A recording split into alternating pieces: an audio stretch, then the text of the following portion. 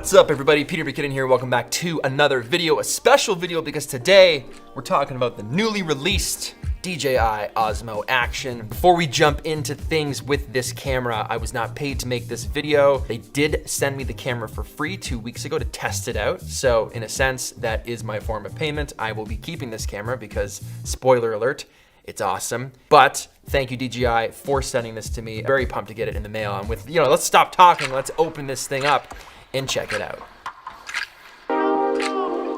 Okay, unboxing the Osmo Action. Let's cut this open here.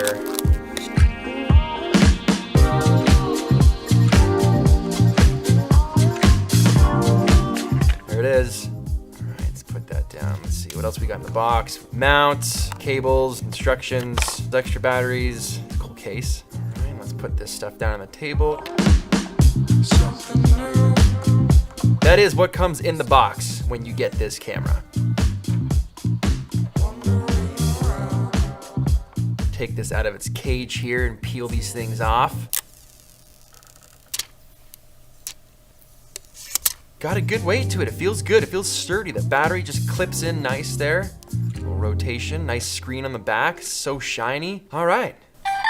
First impressions right out of the box after using this for several days, just mounting it to head cam, messing around the office, just goofing around with this thing and bringing it in my pocket to the coffee shop, running around town, doing things that anybody could do if they bought this camera. That was one of the things I wanted to stay true to in this video, was filming stuff that could be filmed by anybody. Just very basic footage to give a very honest, open, fair test of this camera.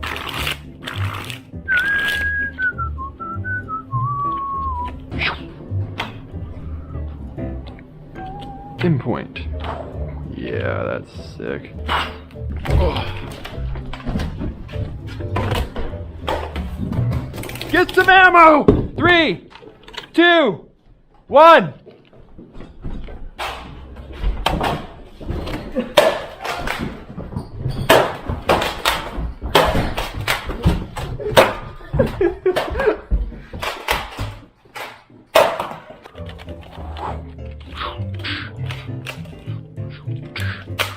So in using it, it performed exceptionally well in all of the categories when you're comparing it against the GoPro Hero 7 Black. So let's talk about one of the most noticeable differences. You're gonna notice the screen on the front. So typically you're using the big wide screen on the back to film things, and when you turn it around, you're just kind of hoping that wide angle captures everything. But sometimes, in certain instances, which is also in part user error, that mount can get knocked, you can hit it by accident, and you end up filming something like this for an hour. You get back home, you look at the footage, and you're like, oh, I filmed my crotch on a jet ski for 45 minutes. That really sucks. So having a screen on the front where you can just easily touch this button at the side, it flips over, and then you've got a first-person camera view, like you're vlogging with a flip-out screen, to be able to check your angle and see what looks good and see where you're positioned. And if that mount does get knocked, you can just look over and adjust it and get it right back, knowing while you're recording, everything is okay. That's just an absolute joy to use in every circumstance when it comes to filming with this. The settings are on the front as well, the battery life, all of those things accessed through the front screen when you're filming. I don't know how it hasn't been done before. It is actually the best feature for me right now with this camera. Love it. Their new stabilization called Rock Steady performs very, very good. You get a little bit of a crop when you're filming with it, so you will notice that it does take that wide image and punches it in a little bit. When I got this camera, I was recommended to shoot at 2.7K at 30 frames per second because that is where the Rock Steady performs its best. So for all of the tests that you saw in this video, those were the settings I was using with this camera. When I got the footage back, I dropped it into a 24p timeline in Premiere Pro to edit and then export to show you this. So we did a little bit of a test. Here are a couple just real world, normal, not flattering shots, very basic, of walking and running without Rock Steady stabilization.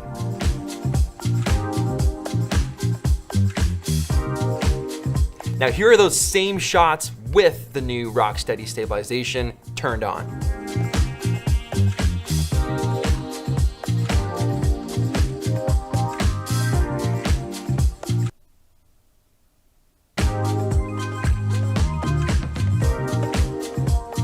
That's amazing for just hand holding a camera and running behind somebody. No gimbal, no warp stabilization in post after the fact, just straight up holding the camera and running behind somewhere. That's very impressive. The GoPro Hero 7 Black has that hyper smooth stabilization that we were all very impressed with earlier this year. How does it stack up against that? Here's a clip side by side with both cameras on, both using their stabilizations. Here's what it looks like.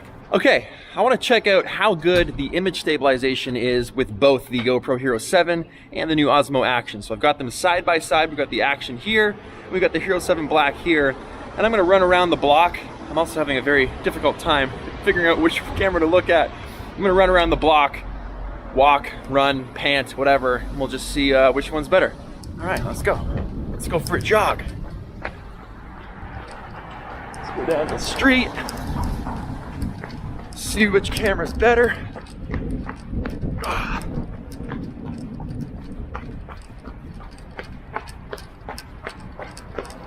right.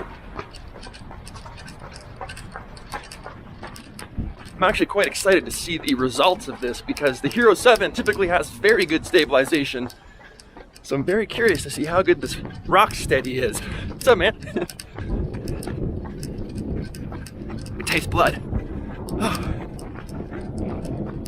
And this is an extreme case too, because like very seldomly are you running pretty fast with an action camera. So there's that.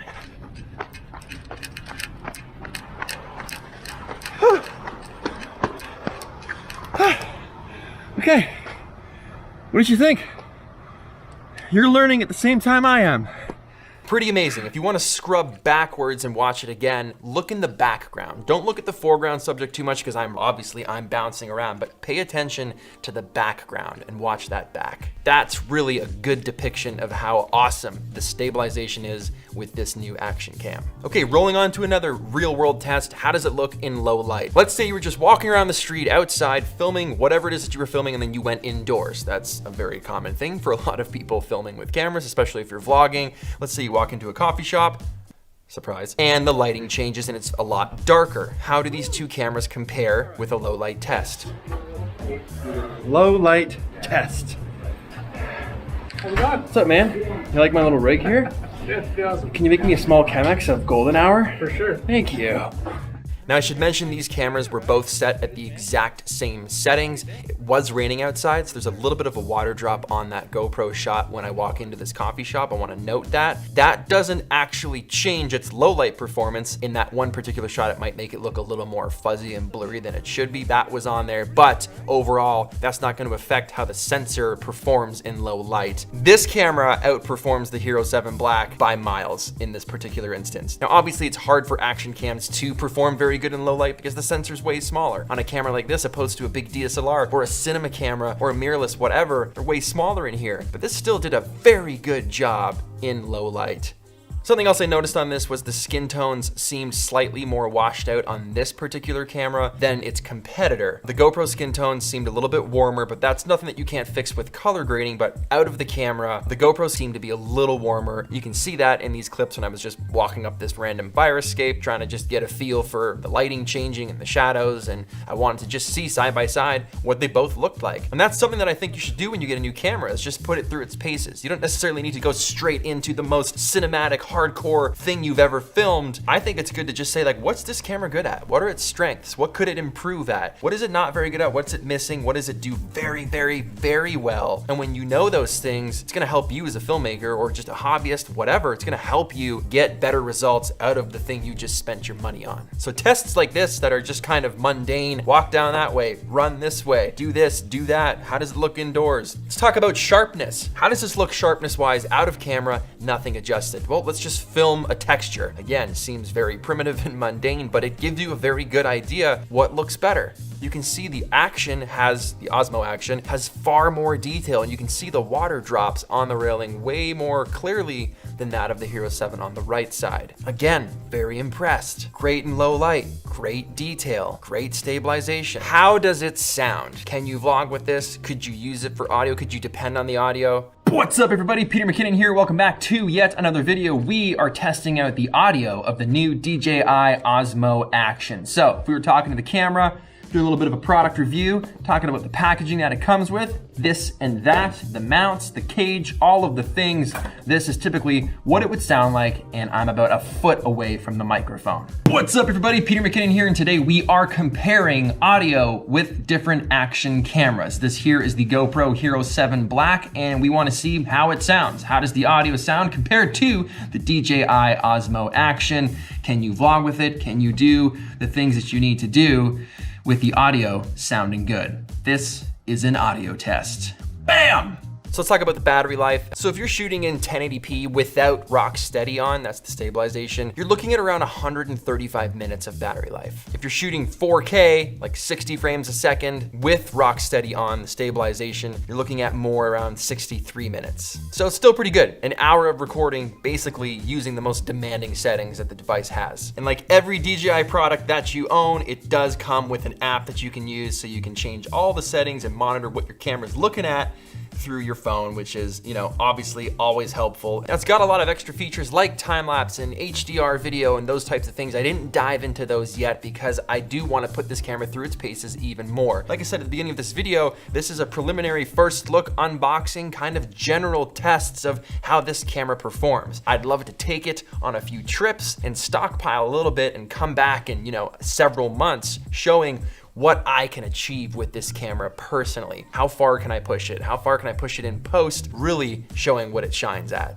Or maybe what it's not as good at. Taking a look at the mounts that come with the camera, this one's just like a flat circular mount, whereas this one is like your typical concave mount that would go to your helmet. They come on and off real easy once this camera is inside its cage. Undo the screw. This goes on top. Tighten it down. So let's assume this was adhered to some sort of surface. Getting it off the mount, there's a little bit of a tab back here, a little bit of a clip. That's the tab. You push that tab in and just turn it and it pops straight off. Put it back on and you just turn it back and you can hear that clip, that auditory snap. It's very good.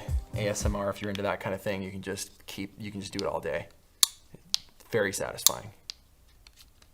Very satisfying. The only thing it doesn't come with is some sort of ND filter for the front of the lens, but if you guys follow Polar Pro at all, I am most positive they've already got a filter that's gonna screw over the front of this or just pop straight on, but that'll give you your different stops of ND, so if you are shooting in bright light, you got a little bit of help there. How much is this gonna cost you? Well, it is going to be $349 US, which is awesome. That is such a great price for everything that comes packed into this camera, especially given the fact that you could go on a vacation, go somewhere cool and vlog with this and get slow-mo with this and have stabilization with this and have all the mounts that you need. If you're on a budget even, you could get by with just this camera and still have beautiful footage. $349 is a super fair price. I think a lot of people are gonna be very happy with that. Okay guys, so that's it for me for this video. I hope you guys enjoyed your first look at the DJI Osmo Action sports camera. It's pretty cool. It's pretty exciting. I'm very excited to use it. I'm gonna keep it in my camera bag for the next few months and just really get to know it so that I can come back and make a really cool video showing you guys hopefully some really, really dope footage from some of the trips I have coming up. Thanks for watching. Thanks for sticking around if you're new here. What's up? Hit that like button, subscribe if you aren't already. Do whatever you wanna do at the end of this video.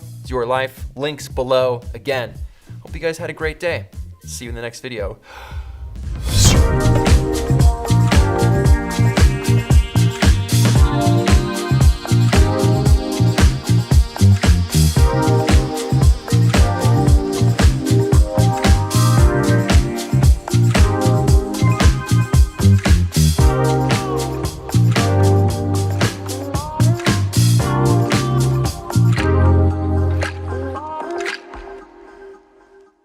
Very distinctly performs way better any assistance from something like this.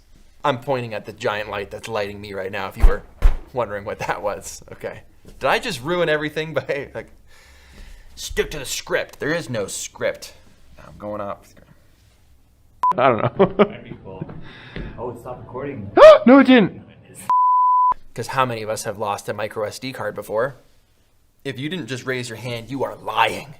You are lying. ASMR, if you're into that kind of thing, you can just do it all day. Very satisfying. Very satisfying. Love it. Love that, yeah. Well, let's get a little closer. Oh yeah. Woo. Hello. Okay. Time to stop.